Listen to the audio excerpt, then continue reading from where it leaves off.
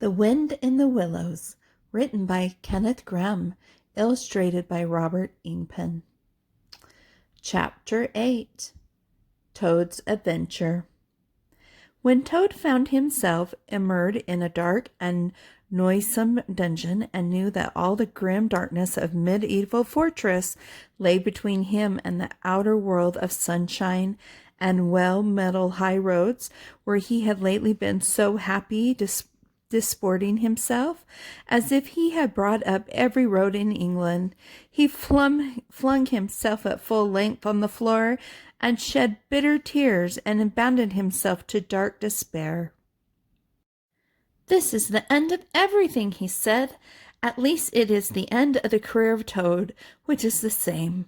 The popular and handsome Toad, the rich and hospitable Toad, the Toad so free and careless and debonair.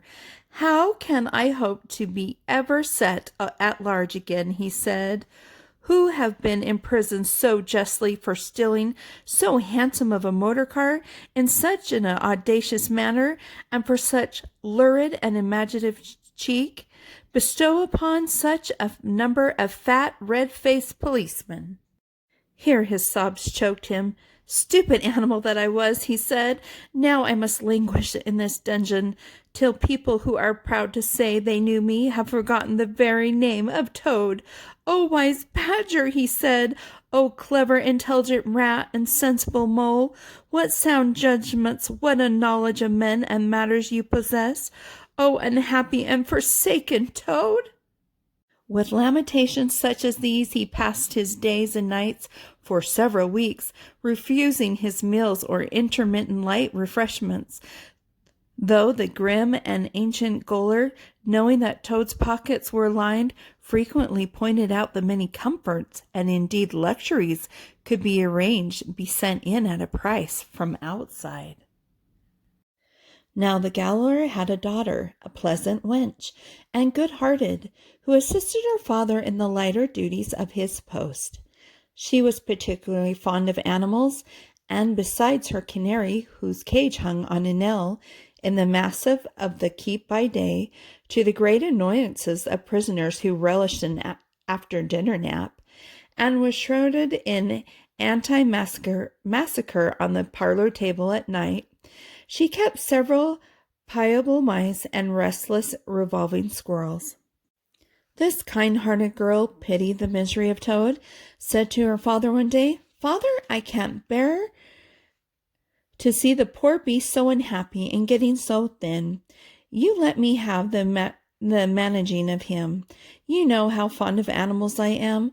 I'll make him eat from my hand and sit up and do all sorts of things."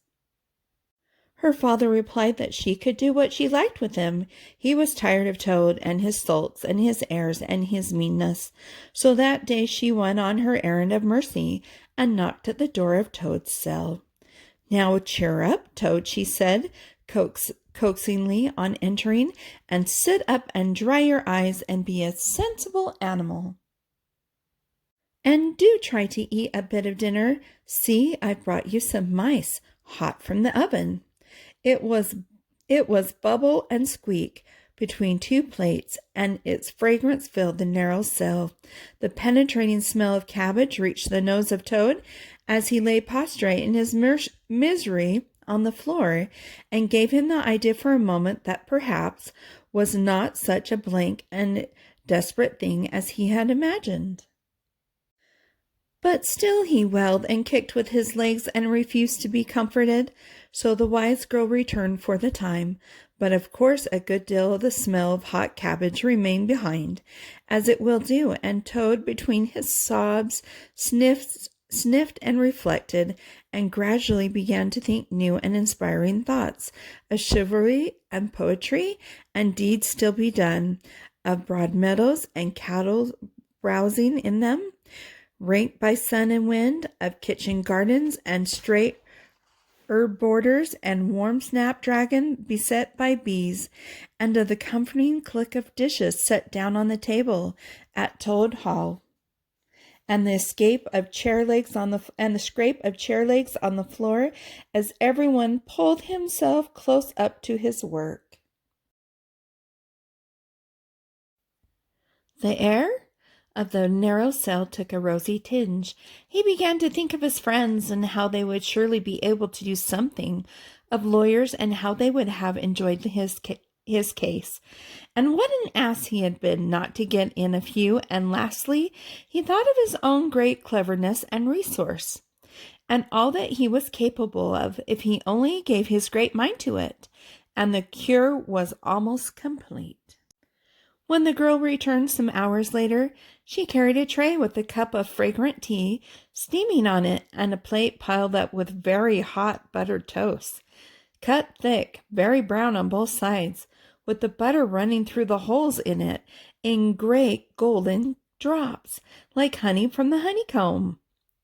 The smell of that buttered toast simply talked to Toad, and with no uncertain voice talked of warm kitchens, of breakfasts on bright frosty mornings, of cozy parlor firesides on winter evenings. When one's ramble was over and slippery feet were dropped on the fender, of the purring of contented cats and the twitter of sleeping canaries. Toad sat up on end once more, dried his eyes, sipped his tea, munched his toast, and soon began talking freely about himself and the house he lived in, and his doings there, and how important he was, and what a lot his friends thought of him. The Gaoler's daughter saw that the topic was doing him as much good as tea, as indeed it was, and encouraged him to go on. "Tell me about Toad Hall," she said. "It sounds beautiful." "Toad Hall," said the Toad proudly, "is an eligible, self-contained gentleman's residence, very unique, dating in part from the 14th century, but replete with every modern convenience, up-to-date sanitation, 5 minutes from church, post office, and golf links, suitable for—" "Bless the animal," said the girl, laughing. "I don't want to take it. Tell me something real about it. But first wait till I fetch you some more tea and toast." She tripped away and presently returned with a fresh tray full, and Toad, pitching into the toast with avidity, his spirits quite restored to their usual level, told her about the boathouse and the fish pond and the old walled kitchen garden, and about the pigsties and the stables and the pigeon house and the hen house, and about the dairy and the wash house, and the china cupboard and the linen press, she liked that bit especially, and about the banqueting hall, and the fun they had there when the other animals were gathered around the table, and Toad was at his best, singing songs, telling stories, carrying on generally. Then she wanted to know about his animal friends, and was very interested in all he had to tell her about them, and how they lived and what they did to pass their time. Of course, she did not say she was fond of animals as pets, because she had a sense to see that Toad would be extremely offended. When she said good night, having filled his water jug and shaken up his straw for him, Toad was very much the same sanguine, self-satisfied animal that he had been of old. He sang a little song or two, of the sort he used to sing at his dinner parties, curled himself up in the straw, and had an excellent night's rest and the pleasance of dreams. They had many interesting talks together after that, as the dreary days went on, and the Gaoler's daughter grew very sorry for Toad, and thought it a great shame that a poor little animal should be locked up in prison for what seemed to be her a very trivial offense.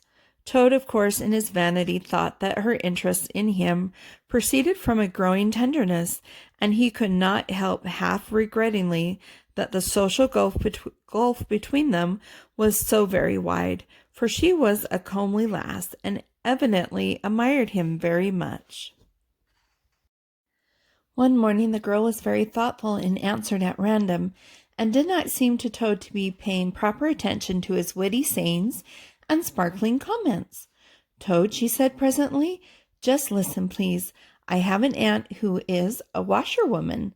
"There, there," said Toad graciously and affably. "Never mind, think no more about it. I have several aunts who ought to be washerwomen." "Do be quiet a minute, Toad," said the girl. "You talk too much. That's your chief fault. And I'm trying to think, and you hurt my head. As I said, I have an aunt who is a washerwoman. She does the washing for all the prisoners in this castle. We try to keep any paying business of that sort in the family, you understand? She takes out the washing on Monday morning and brings it in on Friday evening. This is Thursday. Now this is what occurs to me. You're very rich, at least you've always telling me so, and she's very poor. A few pounds wouldn't make a difference to you, and it would mean a lot to her. Now I think if she were properly approached, squared, I believe is the word you animals use, you could come to some arrangement by which she would let you have her dress and bonnet and so on, and you could escape from the castle as the official washerwoman. You are very alike in many aspects, particularly about the figure." "We're not," said the Toad in a huff. "I have a very elegant figure for what I am." "So has my aunt," replied the girl, "for what she is. But have it your own way, you horrid, proud, ungrateful animal, when I'm sorry for you and trying to help you." Yes, that's all right. Thank you very much indeed," said the Toad hurriedly. "But look here, you wouldn't surely have Mr. Toad of Toad Hall going about the country disguised as a washerwoman?" "Then you can stop here as a toad," replied the girl with much spirit. "I suppose you want to go off in a coach and four." Honest Toad was all ready to admit himself in the wrong. "You are a good, kind, clever girl," he said. "I am indeed a proud and stupid Toad. Introduce me to your worthy aunt, if you will be so kind. I have no doubt that this excellent lady and I will be able to arrange terms satisfactory to both parties." Next evening the girl ushered her aunt into Toad's cell, bearing his weak washing pinned up in a towel. The old lady had been prepared before for the interview, and the sight of certain gold sovereigns that Toad had thoughtfully placed on the table in full view particularly completed the matter and left little further to discuss. In return for his cash, Toad received a cotton print gown, an apron, a shawl, and a rusty black bonnet, and the only stipulation the old lady made being that she should be gagged and bound and dumped down in a corner. By this very convincing artifact, she explained, aided by picturesque fiction which she could supply herself, she hoped to return her situation in spite of the suspicious appearance of things. Toad was delighted with the suggestion. It would enable him to leave the prison in some style, and with his reputation for being a desperate and dangerous fellow untarnished, and he really helped the gallows daughter to make her aunt appear as much as possible the victim of circumstances over which she had no control. "Now it's your turn, Toad," said the girl. "Take off that coat and waistcoat of yours. You're fat enough as it is." Shaking with laughter, she proceeded to hook and eye him into the cotton print gown, arranged the shawl with a professional fold, and tied the strings of the rusty bonnet under his chin. "You're the very image of her," she giggled, "only I'm sure you never looked half so respectable in all your life before. Now goodbye, Toad, and good luck. Go straight down the way you came up, and if anyone says anything to you, as they probably will, being but men, you can shaft back a bit, of course, but remember you're a widowed woman, quite alone in the world, with character to lose." With a quaking heart, but as firm of a footstep as he could command, Toad set forth cautiously on what seemed to be the most harebrained and hazardous undertaking. But he was soon agreeably surprised to find how easy everything was made for him, and a little humbled at the thought that both his popularity and the sex that seemed to inspire it were really another's. The washerwoman's squat figure in its familiar cotton print seemed a passport for every barred door and grim gateway, and when he hesitated, uncertain as to the right turning to take, he found himself helped out of his difficulty by the warder at the next gate, anxious to be off of his tea, summoning him come along sharp and not keep him waiting there all night. The chaff and the humorous sallies to which he was subjected, and to which, of course, he had to provide prompt an effective reply formed. Indeed, his chief danger for Toad was an animal with a strong sense of his own dignity, and the shape was mostly, he thought, poor and clumsy, and the humor of the sallies entirely lacked. However, he kept his temper, though with great difficulty, suited his retorts to his company and his supposed character, and did his best not to overstep the limits of good taste. It seemed hours before he crossed the last courtyard, rejecting the pressing invitation from the last guardroom, and dodged the outspread arms of the last warder, pleading with simultaneous passion for just one farewell embrace. But at last he heard the wicket gate in the great outer door click behind him, felt the fresh air of the outer world upon his anxious brow, and knew that he was free. Dizzy with the easy success of his daring exploit, he walked quickly towards the lights of the town, not knowing in the least what he should do next, only quite certain of one thing, that he must remove himself as quickly as possible from the neighborhood, where the lady he had forced to represent was so well known and so popular a character. As he walked along, considering his attention was caught by some red and green lights a little ways off to one side of the town, and the sound of the puffing and snorting of engines and the banging of shunt trucks fell on his ear. Aha, he thought, this is a piece of luck. A railway station is the thing I want most in the whole world at this moment, and what's more, I needn't go through town to get it, and shan't have to support this humiliating character by repartees which, though thoroughly affected, do not assist one's sense of self-respect. He made his way to the station accordingly, consulted a timetable, and found that a train bound more or less in the direction of his home was due to start in half an hour. More luck, said Toad, his spirits rising rapidly, and went off to the book office to buy his ticket.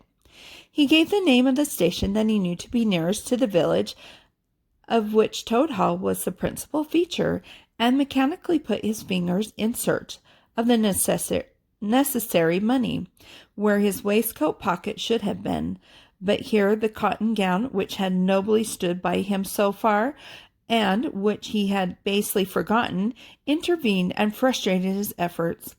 In a sort of a nightmare, he struggled with the strange, uncanny thing that seemed to hold his hands, turn all muscular strivings to water, and laughed at him all the time, while other travelers, forming up a line behind, waited with impatience, making suggestions of more or less value and comments of more or less stringency and point. At last, however, he never rightly understood how, he burst the barriers, attained the goal, arrived at where all waistcoat pockets are internally situated, and found not only no money, but no pocket to hold it, and no waistcoat to hold the pocket. To his horror, he recollected that he had left both coat and waistcoat behind him in the cell, and with them his pocketbook, money, keys, watch, matches, pencil case, all that makes life worth living, all that distinguishes the many-pocketed animals, and lord of creation from the inferior one-pocketed or no-pocketed productions that hop or trip about permissively, unequipped for the real contest. In his misery, he made no desperate effort to carry the thing off, and with a return to his fine old manner, a blend of the squire and the college don, he said, "Look here, I find I've left my purse behind. Just give me that ticket, will you, and I'll send the money on tomorrow. I'm well known in these parts." The clerk stared at him and the rusty black bonnet a moment, and then laughed. I think you are pretty well known in these parts, he said. "If you tried this game on often, here, stand away from the window, please, madame. You're obstructing the other passengers." The old gentleman, who had been prodding him in the back for some moments, here thrust him away, and what was worse, addressed him as a good woman, which angered Toad more than anything that had occurred that evening. Baffled and full of despair, he wandered blindly down the platform where the train was standing, and tears trickled down each side of his nose. It was hard, he thought, to be within sight of safety and almost of home, and to be balked by the want of a few wretched shillings, and by the petty golfing mistrustful of paid officials. Very soon his escape would be discovered. The hunt would be up. He would be caught, reviled, loaded with chains, dragged back again to prison, and bread and water and straw. His guard and penalties would be doubled, and oh, what sarcastic remarks the girl would make. What was to be done? He was not swift of foot. His figure was unfortunately recognizable. Could he not squeeze under the seat of a carriage? He had seen this method adapted by schoolboys when the journey money provided to be by thoughtful parents had been diverted to other and better ends. As he pondered, he found himself opposite of the engine, which was being oiled, wiped, and generously caressed by its affectionate driver, a burly man with the oil cap in one hand and a lump of cotton waste in the other. "Hello, mother," said the engine driver. "What's the trouble? You don't look particularly cheerful." "Oh, sir," said Toad, crying afresh, "I am a poor, unhappy washerwoman, and I've lost all my money and can't pay for a ticket, and I must get home tonight somehow, and whatever I am to do, I don't know. Oh, dear, oh, dear." "That's a bad business indeed," said the engine driver reflectively. "Lost your money and can't get home, and got kids, too, waiting for you? I dare say. Any amount of them," sobbed Toad, "and they'll be hungry and playing with matches and upsetting lamps, the little innocents, and quarreling and going on generally. Oh, dear, oh, dear."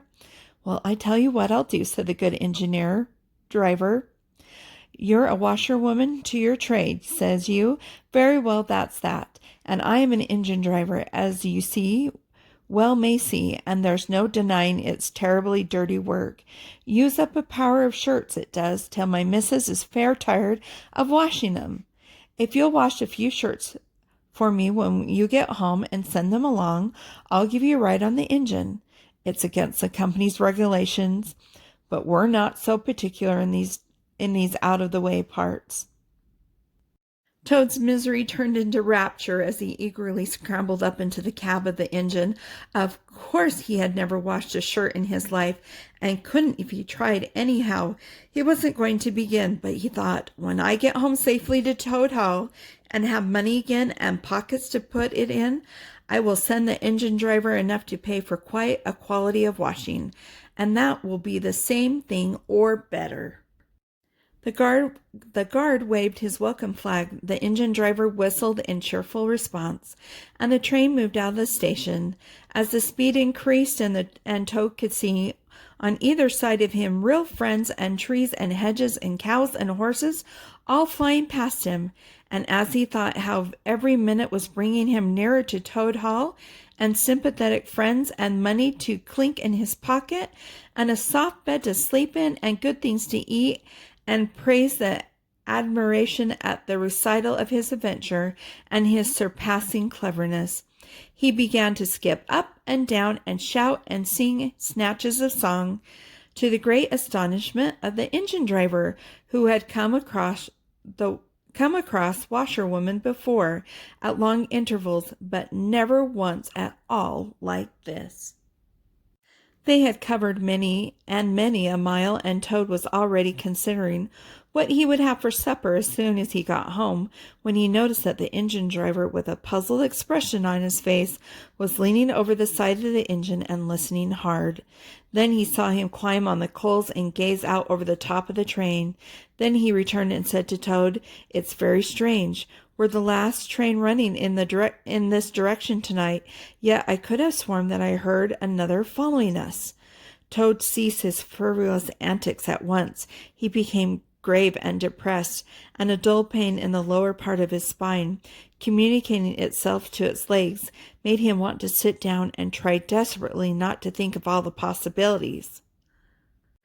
By the time the moon was shining brightly and the engine driver, steadying himself on the coal, could command a view of the line behind them for a long distance, Presently he called out, "I can see it clearly now.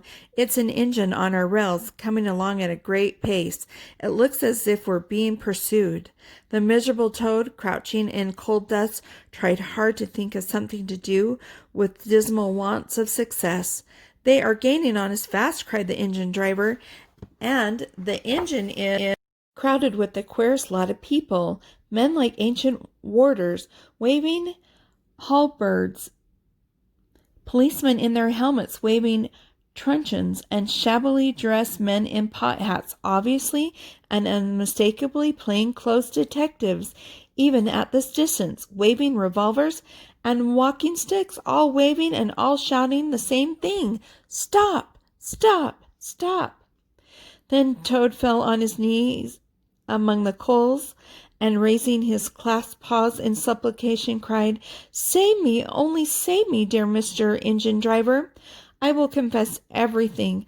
I am not the simple washerwoman I seem to be. I have no children waiting for me, innocent or otherwise.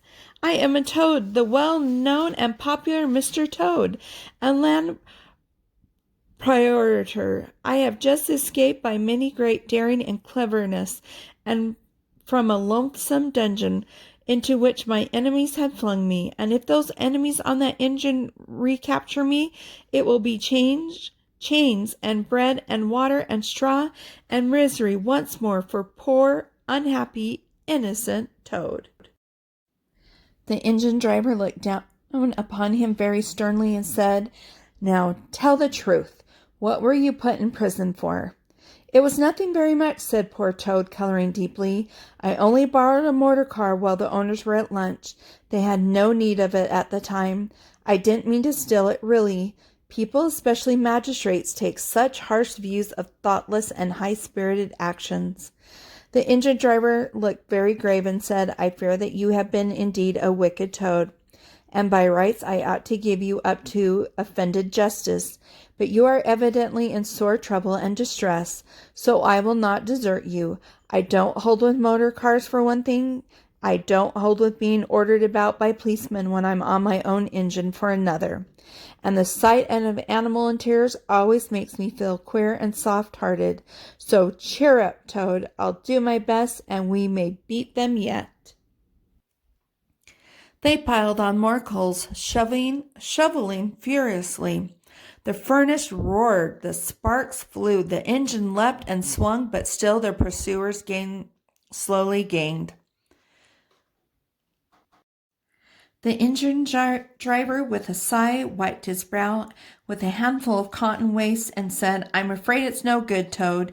You see, they are running light, and they have the better engine. There's just one thing left for us to do, and it's your only chance. So attend very carefully to what I tell you. A short way ahead of us is a long tunnel, and on the other side of that the line passes through a thick wood now. I will put on all the speed I can while we are running through the tunnel. But the other fellows will slow down a bit, naturally for fear of an accident. When we are through, I will shut off steam and put on brakes as hard as I can, and the moment it's safe to do so, you must jump and hide in the wood before they get through the tunnel and see you. Then I will go full speed ahead, and they can chase me if they like, for as long as they like, as far as they like. Now mind and be ready to jump when I tell you." They piled on more coals, and the train shot into the tunnel, and the engine rushed and roared and rattled, till at last they shot out the other end into fresh air and peaceful moonlight, and saw the wood laying dark and helpful upon either side of the line. The driver shut off steam and put on brakes. The Toad got down on the step, and as the train slowed down to almost a walking pace, he heard the driver call out, "Now, jump!" Toad jumped, rolled down a short embankment, picked himself up unhurt, scrambled into the wood, and hid. Peeping out, he saw his train get up speed again and disappear at great pace. Then out of the tunnel burst the pursuing engine, roaring and whistling, her motley crew waving their various weapons and shouting, "Stop! Stop! Stop!" But he soon stopped laughing when he came to consider that it was now very late and dark and cold, and he was in an unknown wood with no money, no chance of supper, and still far from friends and home, and the dead silence of everything after the roar and rattle of the train was something of a shock. He dared not leave the shelter of the trees, so he struck into the wood with the idea of leaving the railway as far as possible behind him. After so many weeks within walls, he found the wood strange and unfriendly, and inclined, he thought, to make fun of him. Night-jars, sounding their mechanical rattle, made him think that the wood was full of searching warders, closing in on him. An owl swooping noisily towards him brushed his shoulders with its wing, making him jump with the horrid certainty that it was a hand.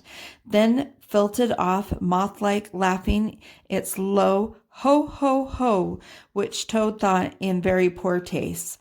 Once he met a fox who stopped, looked him up and down in a sarcastic sort of way, and said, "Hello, washerwoman, half a pair of socks and a pillowcase about this week? Mind it doesn't occur again," and swaggered off sniggering. Toad looked about for a stone to throw at him, but could not succeed in finding one, which vexed him more than anything. At last, cold, hungry, and tired out, he sought the shelter of a hollow tree, where with branches and dead leaves he made himself as comfortable a bed as he could, and slept soundly till the morning.